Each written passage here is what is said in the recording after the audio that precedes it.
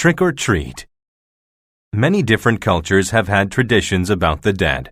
People in places like Ireland, China, Egypt, and Mexico believed that souls needed food. They thought the food nourished them on their journey from cemeteries to heaven.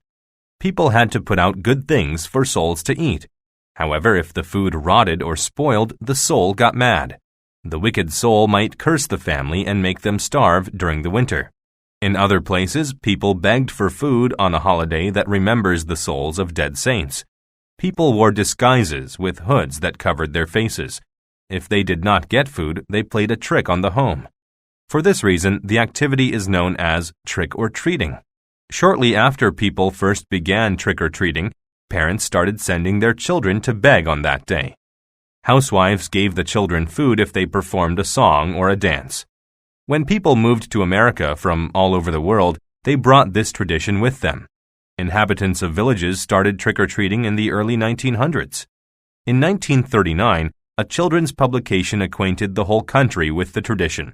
It became very popular. Today, trick-or-treaters are not begging for food, and they are not scared of souls. They just enjoy the thrill of dressing up like creatures and getting candy. Ghosts and skeletons are favorite costumes. But some children wear fancy disguises, like pirates. They carry flashlights instead of fires.